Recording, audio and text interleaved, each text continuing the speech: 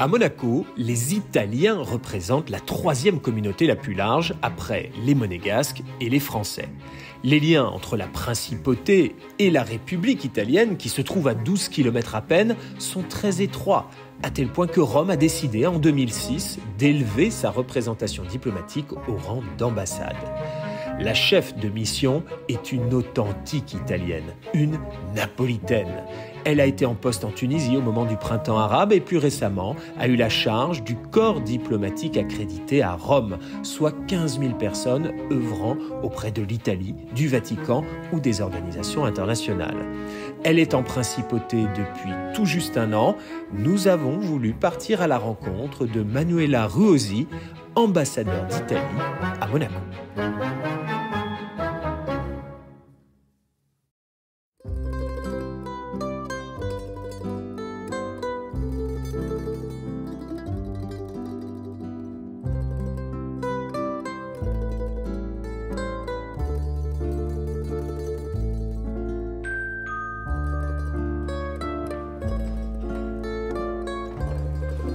Bonjour. Bonjour madame. Bonjour, comment allez-vous? Bien, Yann Anthony Nogues, je viens voir l'ambassadeur d'Italie. Enchantée, enchantée, elle vous attend. Monsieur Anthony Nogues. Bonjour, Jeanne Madame l'ambassadeur. Comment allez-vous? C'est un plaisir de faire votre connaissance. Pour moi aussi. On est d'accord qu'on dit madame l'ambassadeur, pas l'ambassadrice. Oui, oui. Normalement, chez nous, c'est la femme de l'ambassadeur et je préfère vraiment donner de l'importance au rôle qu'on joue, c'est-à-dire l'ambassadeur. Je suis Donc pas... on ne féminise pas le nom. Non. C'est seulement reconnaître le rôle qu'on joue ici. C'est peut-être parce qu'on manquait d'habitude aussi, parce que vous êtes la toute première femme ambassadeur. Oui. Toute première femme et c'est pour ça que je suis vraiment ravie et honorée d'être dans ce poste. Parce que ça fait combien de temps qu'il y a une ambassade d'Italie à Monaco? 2006. 2006, Comme la on a France. commencé, oui, Ouais. on a commencé comme ambassade parce que avant, il y avait seulement le consulat général, il y avait un consul général, c'est-à-dire toujours un diplomate, et puis on a upgradé notre consulat à ambassade. Et en effet, C'est quoi la différence concrètement? Et bon, c'est des carrières différentes, c'est-à-dire les activités qu'on joue sont différentes. Le consul général s'occupe de la communauté italienne, des ressortissants et de tous les problèmes qui les intéressent.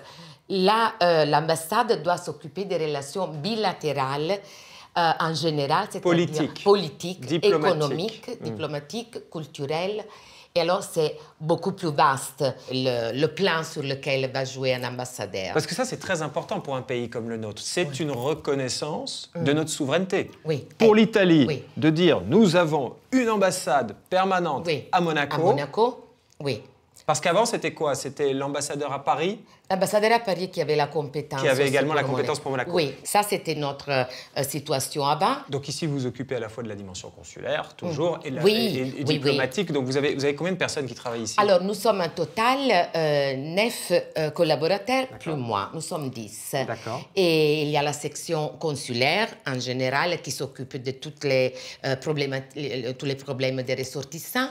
Il y a l'administration, c'est-à-dire le commissaire administratif qui est un peu aussi mon vicaire, c'est-à-dire mon adjoint, qui s'occupe avec moi aussi des questions bilatérales. Nous sommes un petit groupe, mais je pense très efficace. Et le corps diplomatique en principauté, ce sont 3 ambassadeurs permanents. Oui. La France, l'Italie et l'Ordre de Malte. Et l'Ordre de Malte. Oui. Et vous travaillez un peu ensemble tous les 3 Oui. ou pas? Nous sommes de bons amis avant tout, les 3. Et nous nous retrouvons plusieurs fois dans des moments de convivialité. Mais puis, on cherche aussi à travailler sur quelque chose ensemble. On a commencé, au moins. On a commencé à parler de quelques dossiers qui peuvent intéresser les 3. Parce qu'en effet, vous savez que l'ambassadeur de l'Ordre de Malte est aussi italien. Et alors, il est intéressé aussi à voir les problèmes ensemble qui concernent Alberto Di Luca. Des problèmes qui concernent l'Italie l'intéressent aussi. D'accord. Vous êtes une vraie diplomate de carrière. Parce que c'est le cas de Jean de Sonville aussi, mais qui avant s'occupait du domaine de Chambord. Alberto Di Luca, avant, dans sa vie précédente, il était homme d'affaires et législateur, c'était un membre du Parlement italien. Oui. Vous, ça fait une trentaine d'années que vous êtes... Oui. C'est le diplomate. seul, dans plusieurs postes, dans l'économique, dans les politiques, dans les géographiques et aussi dans les protocoles diplomatiques. Et dans les protocoles diplomatiques, je suis restée beaucoup d'années parce que j'adore ce rôle. Oui. Et je vois que vous êtes Madame l'ambassadeur, vous êtes assez rock'n'roll, parce que je vois que vous avez des tatouages sur les bras quand même. Vous êtes rock'n'roll, vous. Alors ça remonte à mon époque arabe. D'accord. Eh oui, parce que j'adore la langue arabe. Je ne la connais pas, donc mais j'adore ça date de la Tunisie, justement. Oui, mais ça, c'est mon nom en arabe. D'accord. Manuela, Manuela en arabe, d'accord. Est-ce que vous allez avoir un peu de monégasque quand vous partirez d'ici? Vous allez mettre Deo Juvent? Peut-être. Ça pourrait être pas mal. Peut-être. Un moine. Et alors là, je vois le drapeau européen, le drapeau de la République italienne, le drapeau de la principauté de Monaco. Est-ce que vous dites Monaco en Italie? Quand vous dites à vos collègues ou à vos amis en Italie que vous vivez ici, alors maintenant, vous dites je que vous dis êtes Monaco parce que c'est correct et je le sais maintenant. Mais normalement, en Italie, ils disent Monte Carlo. Ils parlent de Monte Carlo seulement, mais je sais exactement que c'est la principauté de Monaco. Parce que Monaco, pour les Italiens, c'est Munich. Oui, c'est Monaco di Baviera. Mais ici, c'est la chancellerie. Ici, seulement la chancellerie, parce que je ne vis pas ici. C'est le bureau. C'est le bureau. Je vis autre part, mais pas loin. En effet, la nouvelle résidence de l'ambassadeur d'Italie est très proche et on a eu la possibilité d'avoir un appartement dans un immeuble du domaine monégasque. Ça a été une très belle négociation qu'avait déjà faite mon prédécesseur avec le gouvernement monégasque. Et ainsi, je suis privilégiée parce que je suis la première personne qui va l'habiter. Cette résidence, on pourrait la voir? Oui, bien sûr, avec grand plaisir. On va ensemble.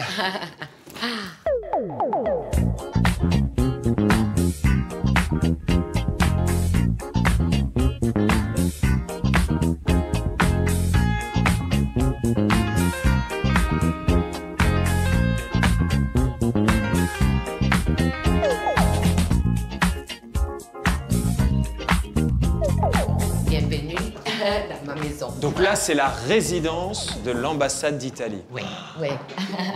Quelle vue!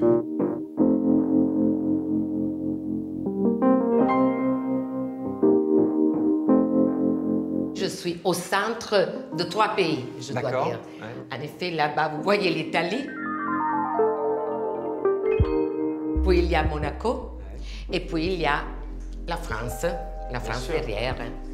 Vous avez une carrière diplomatique quand même d'une trentaine d'années, donc vous êtes vraiment diplomate de carrière. Diplomate de carrière. Vous étiez chef du bureau du protocole, c'est ça? Je m'occupais de toute la vie des diplomates à Rome. Ça veut dire à partir de la présentation des lettres de créance des ambassadeurs auprès du président de la République jusqu'à toute la vie administrative et quotidienne des diplomates. Et à votre tour, vous avez présenté vos lettres de créance au souverain monégasque.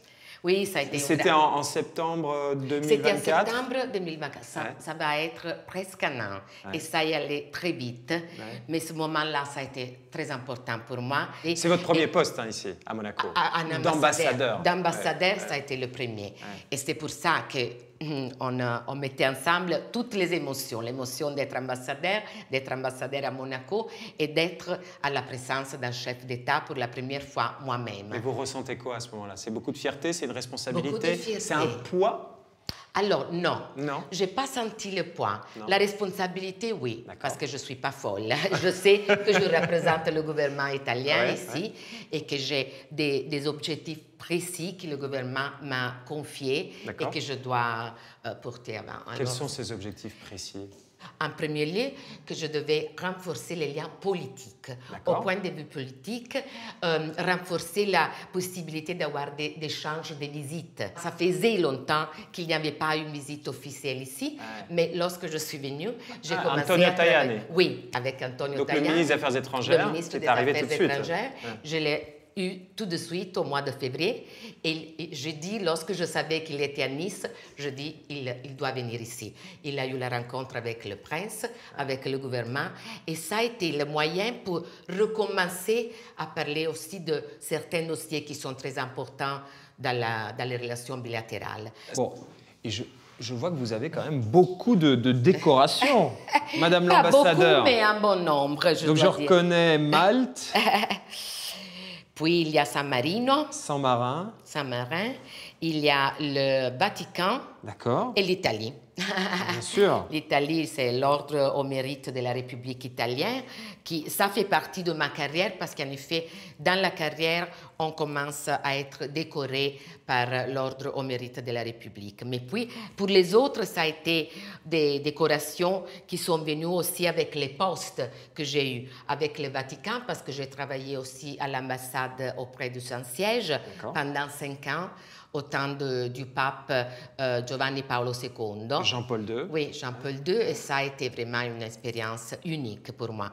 Pas seulement parce qu'il y avait le pape Jean-Paul II, mais aussi parce qu'on apprend beaucoup à être là, à être en contact avec la diplomatie vaticane. Ça fait 1 an que vous êtes là. Oui. Comment vous expliquez Oui. Monaco Non, par rapport à l'idée qu'on s'en fait? Alors, après 1 an, je dois dire que les choses m'ont vue de Monaco a beaucoup changé. Il y a surtout une communauté italienne qui travaille aussi.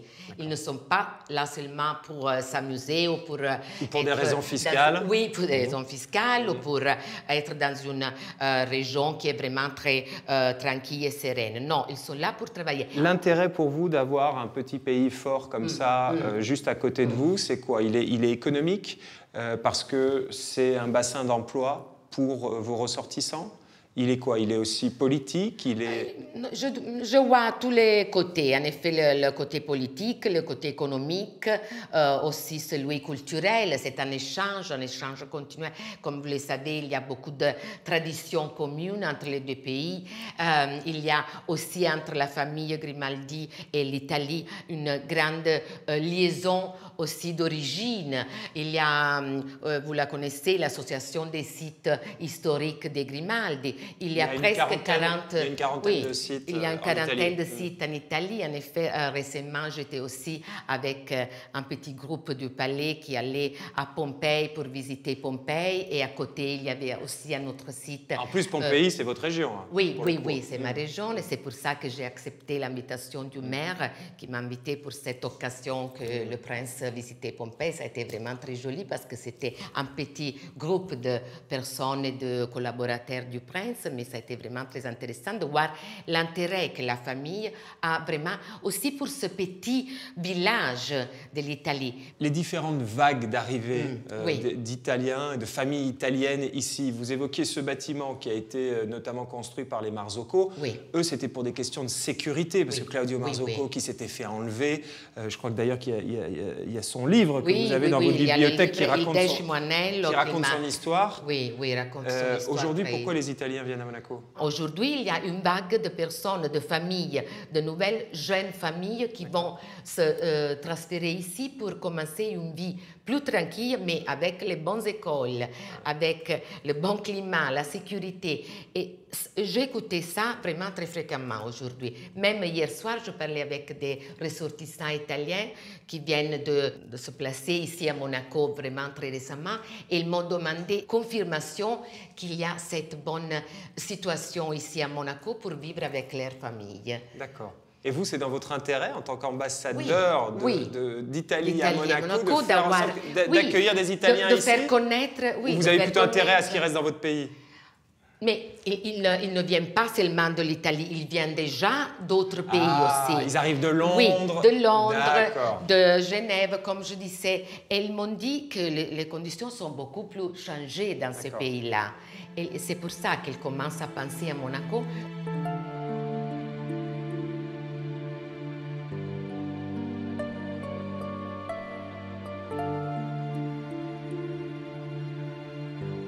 Est-ce que vous ressentez une forte identité italienne ici à Monaco?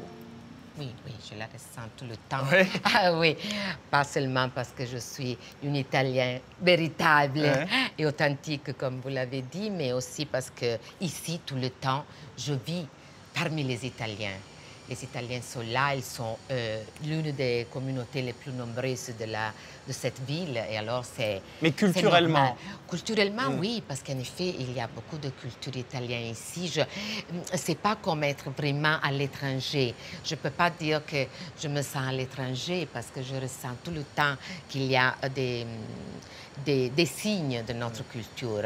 Mais aussi dans la langue, vous savez, presque tous, ils parlent notre langue, l'italien. Alors, c'est vraiment une situation péculière d'être ici parce que, aussi pour ça, pour la langue qui est parlée presque par toute la communauté aussi d'autres ressortissants qui vivent ici. Et comment ça marche dans vos relations, vous, par exemple, avec l'ambassadeur de France? Est-ce qu'il y a une forme, Jean de Sonville? Oui. Est-ce qu'il y a une forme, vous allez me dire que non, mais je suis intéressé par votre réponse. Est-ce qu'il y a une forme de concurrence en termes d'influence? Vous êtes nos deux grands pays voisins. Est-ce qu'il y a une volonté de l'Italie de peser plus? Non, non, non. Peut-être aussi pour des raisons d'amitié entre les deux pays et avec le représentant de la France ici, je dois dire que nous ne sommes pas en concurrence. Chacun a son rôle et nous le respectons vraiment. On est enclavé au sein du territoire français, mais on est très proche de l'Italie. On a eu jusqu'en 1848 une frontière directe avec l'Italie quand la principauté avait Roquebrune et Menton. À Monaco, il y a beaucoup de grandes fortunes, il y a des gens qui sont capables d'investir. Est-ce qu'il y a une volonté de la part de l'Italie d'avoir un ancrage plus fort ici pour attirer des investissements? OK, non, ça c'est notre but de faire l'attraction des investissements, ça c'est normal. Comme je disais, en effet, on voudrait aussi travailler sur la possibilité de renforcer ces liens commerciaux. Donc l'année prochaine, vous organisez quand même un business forum ici à Monaco? Oui, ça c'est l'idée, mais ça c'est surtout ce qui m'a été confié par le ministre des Affaires étrangères lorsqu'il est venu ici à Monaco au mois de février. Antonio Tajani. J'ai décidé de le faire peut-être le printemps 2026 parce que ça va être une période pendant laquelle à Monaco, il n'y a pas encore trop de choses qui arrivent. Là, récemment, il y a eu une visite d'État du président de la République française. Est-ce que vous, en tant qu'ambassadeur, votre objectif, votre rêve, c'est d'avoir une visite d'État? Eh oui, le rêve d'un ambassadeur, c'est toujours ça. Mais si on ne veut pas vraiment penser à une visite d'État, au moins une visite officielle, une visite de travail. Et là, ce serait du président ou de la première ministre? Alors, on espère vraiment d'avoir la première ministre. Et je pense que ce serait un signe très important de nos rapports. Et vous avez des contacts avec Giorgia Meloni? Oui, j'ai des contacts avec mes collègues qui travaillent avec elle. Au moment, je n'ai pas commencé encore à parler d'une visite parce qu'on doit être équilibré. J'ai eu le ministre des Affaires étrangères, j'attends un petit peu et puis je commence à demander la présence du président du Conseil parce qu'en effet, on avait invité, le prince avait invité le président du Conseil pour la conférence du BEF. Le BEF, c'est pour l'économie bleue? Oui, c'est pour l'économie bleue et comme vous le savez, ça a été un peu l'ouverture de la conférence de Nice sur les océans. Et le prince a eu, je pense, vraiment une idée géniale avoir cette conférence ici, à Nice, parce qu'il y a eu beaucoup de chefs d'État, à part le président Macron, mais aussi le chef d'État brésilien, le chef d'État du Costa Rica. Il y avait le prince William qui a parlé aussi de la protection de l'environnement. Et ça a été un moment très important pour Monaco. Ça positionne Monaco comme une plaque tournante en matière d'économie. Oui, non, mais on sait déjà depuis longtemps que le prince de Monaco, il a été l'un des premiers chefs d'État à parler en site de l'ONU, à parler de protection de l'environnement. Et ça est reconnu par tous. Je dois dire qu'aussi en Italie, ils savent parfaitement que Monaco est beaucoup sensible à ces thèmes. Et c'est pour ça que je voudrais travailler aussi sur ces thèmes. J'ai déjà commencé à faire une vaste map de ce qui sont de l'écosystème scientifique ici à Monaco, parce qu'il y a beaucoup à faire dans le champ de la recherche scientifique. Il y a beaucoup à faire, que ce soit dans le champ de la recherche scientifique, dans le domaine économique, avec les 1600 entreprises italiennes présentes à Monaco et actives dans le secteur maritime, le luxe, la mode ou les services, dans le domaine judiciaire, avec la coopération avec le parquet italien, ou encore dans le domaine politique, où Monaco soutient régulièrement les candidatures et initiatives italiennes au sein des organisations multilatérales. Les relations entre Monaco et l'Italie remontent au XVIIe siècle et sont toujours aussi vibrantes.